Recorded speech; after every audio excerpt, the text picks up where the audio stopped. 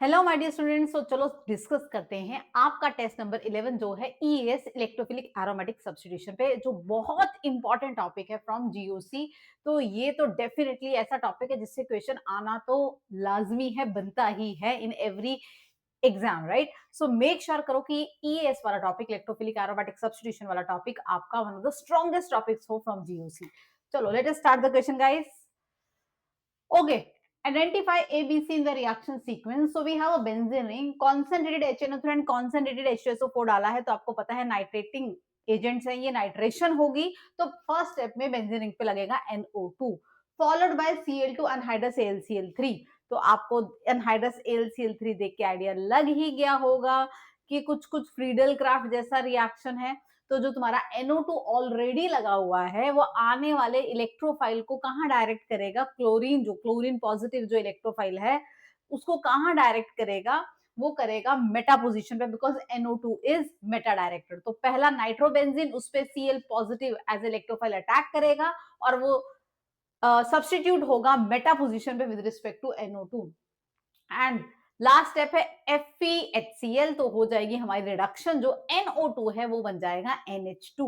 तो हमारे पास पहला नाइट्रो बेंजीन होगा and next we have meta chloro nitrobenzene, meta position पे रहेंगे एंड देन फाइनली NO2 भी NH2 में कन्वर्ट हो जाएगा, एनिलीन मिल जाएगा हमें। सो तो हमारा आंसर जो हमें दिख रहा है वहां लगेगा A is the correct answer guys. तो आपको जितने भी इलेक्ट्रोफिलिक एरोमेटिक सब्स्टिट्यूशन के रिएक्शन है, चाहे नाइट्रेशन है, सल्फोनेशन है, फ्रिडल क्राफ्ट रिएक्शन है, हेलोजिनेशन है, ये सब पता होने चाहिए उनमें क्या इलेक्ट्रोफाइल है और क्या प्रोडक्ट बनेगा।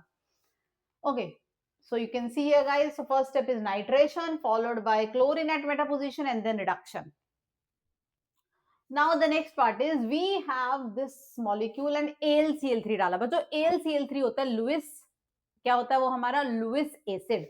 तो वो क्या करेगा? हमारा इलेक्ट्रोफाइल जनरेट करेगा, राइट? तो हमारा कौन सा इलेक्ट्रोफाइल जनरेट होगा? तो हमारा जो इलेक्ट्रोफाइल जनरेट होगा यहाँ पर देखिए जरा, तो ये AlCl3 डालने से ये Cl नेगेटिव निकला, यहाँ पर हमारा एक इलेक्ट्रोफाइल पॉजिटिव चार्ज आया जो इलेक्ट्रोफाइल जनरेट हुआ और इसने इस बेंजीन रिंग पे अटैक किया, इलेक्ट्रोफिलिक एरोमेटिक सब्स्टिट्यूशन। तो यहाँ पर ये एक रिंग टाइप का स्ट्रक्चर बन जाएगा, राइट?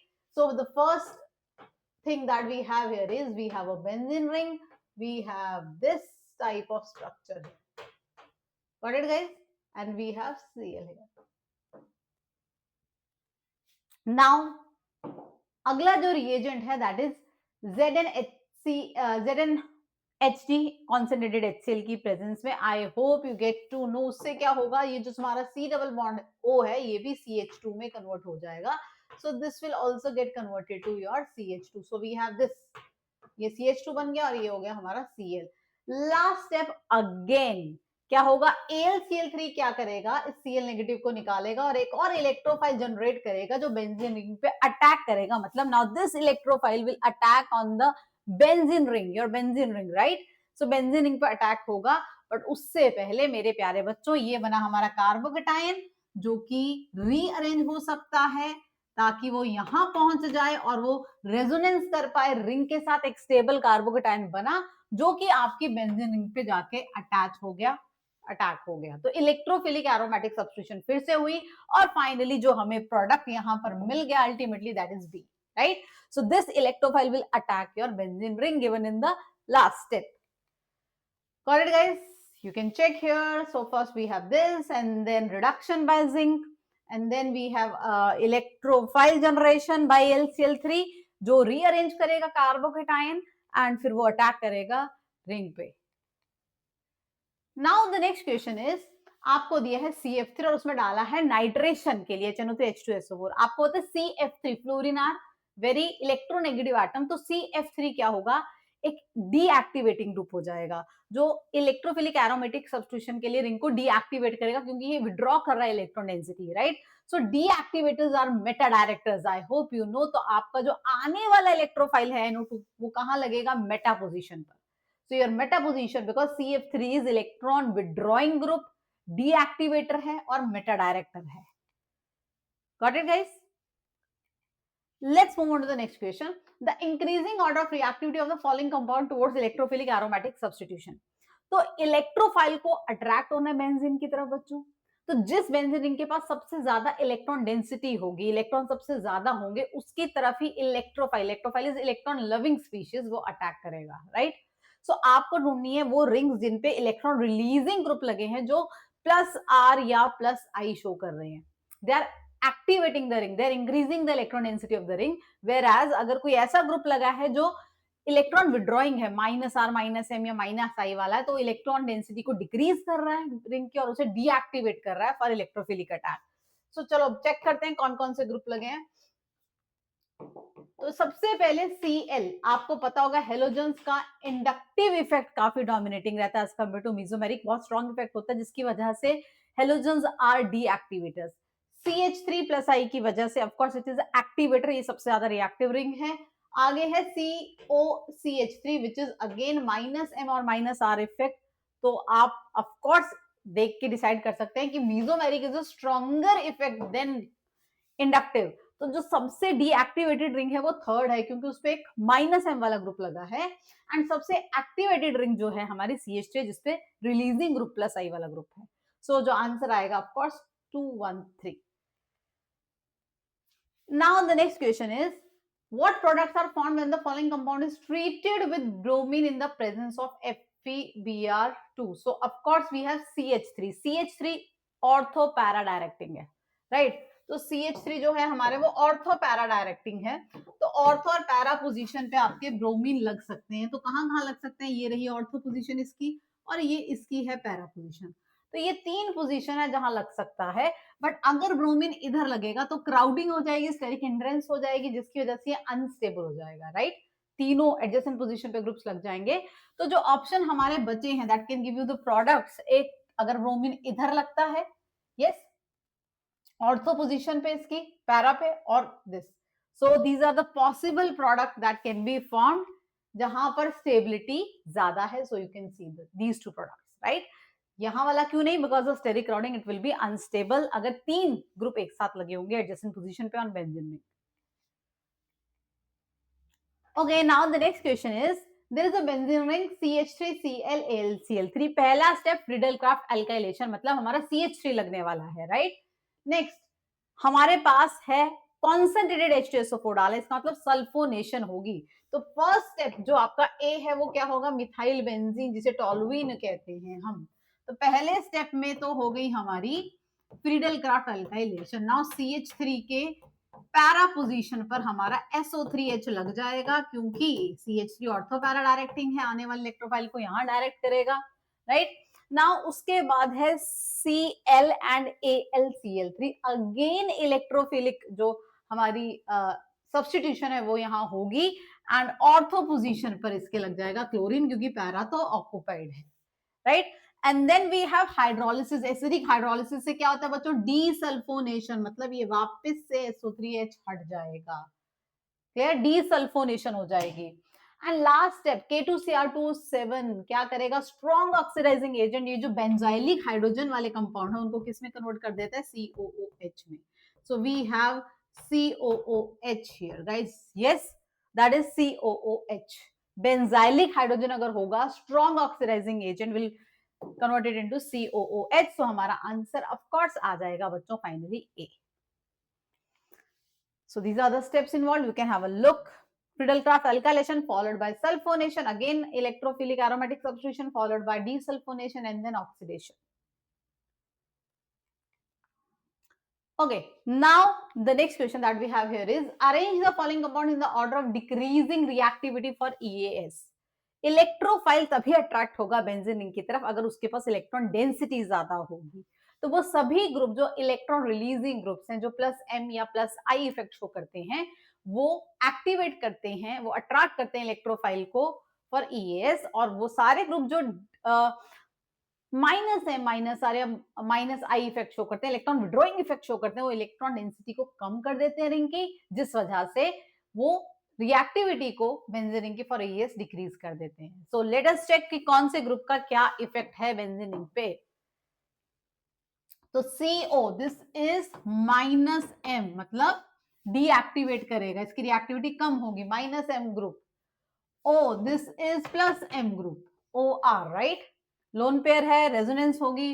ब्रोमीन माइनस आई है बट डीएक्टिवेटर है, राइट, इंडक्टिव है, डीएक्टिवेटर है।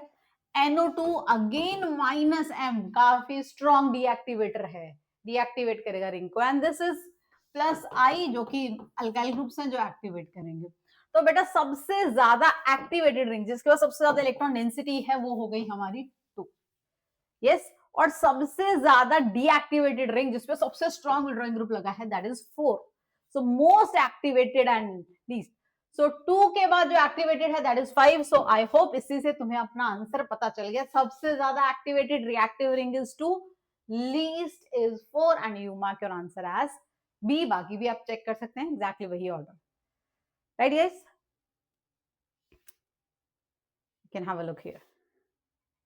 Okay, the major product of the following reaction, there is this reaction given to you and you are supposed to tell the major product. Again हम देखेंगे electrophilic aromatic substitution का question है, beautiful सा। तो बच्चा party हमारे पास है AlCl3, right. सो AlCl3 क्या करेगा, इलेक्ट्रोफाइल जनरेट करेगा इधर से, right. So it will generate the electrophile, got it guys? तो होगा क्या, यहां से रिंग ब्रेक होगी और वो ज्वाइन हो जाएगी आपकी इस बेंजीन रिंग पे। There is a generation of electrophile.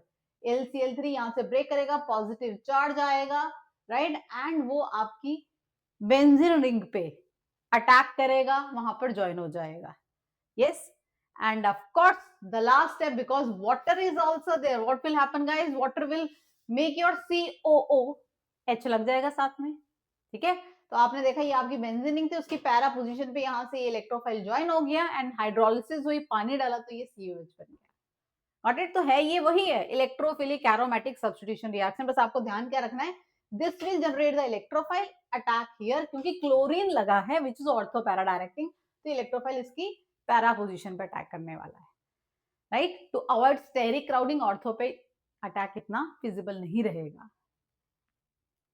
Got it? So finally you'll get this as an answer. Okay, now the question is, what is the sum of bromine atoms in the major product of the following reaction? Okay, guys. First step, bromine water. Bromine water क्या करेगा, bromine water क्या करेगा, सब जगह bromine लगा देगा, इधर भी bromine, ortho and para position will be occupied by bromine, right. Bromine water है, पोलर सॉल्वेंट है, राइट। तो ऑर्थो पैरा पोजीशन पर ब्रोमीन लग जाएगा, yes, got it guys, done। and next is again bromine water, but जो para position है that is being occupied by SO3H, right, और SO3H लगा हुआ है ऑलरेडी, एक you know strong deactivator है SO3H।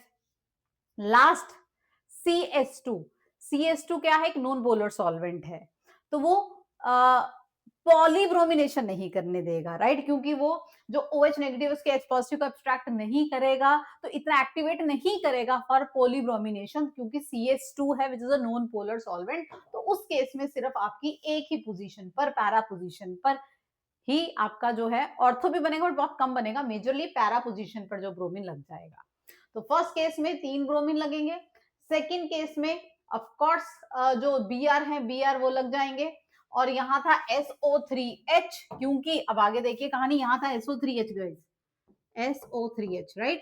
अब क्योंकि पानी डाला, I hope you remember guys, desulphonation होगी यहाँ पे, ये हटेगा और इधर भी आपका क्या आ जाएगा, फाइनली ब्रोमीन आ जाएगा। सो यहाँ पर OH है, इधर ब्रोमीन लगे, SO3H जो ग्रुप लगा था वो ऑलरेडी डीएक्टिवेट करा था रिंग को, बट क्योंकि वाटर यूज किया है उसकी डीसल्फोनेशन हो गई है और वहां पर भी ब्रोमीन लग गया है। सो अल्टीमेटली बी ऑप्शन में जो फाइनली प्रोडक्ट मिल रहा है हमें ये मिल रहा है। तो यहाँ पर 3 ब्रोमीन है, इधर भी फाइनली 3 ब्रोमीन है, और इस पे क्योंकि CS2 है, पानी नहीं है, तो अलग सॉल्वेंट का रोल होने की वजह से, नॉन पोलर सॉल्वेंट होने की वजह से मोनोब्रोमिनेशन हो पाई, तो यहाँ लगेगा। तो टोटल काउंट करेंगे तो will have total 7 bromines, right? So we'll write our answer as 7.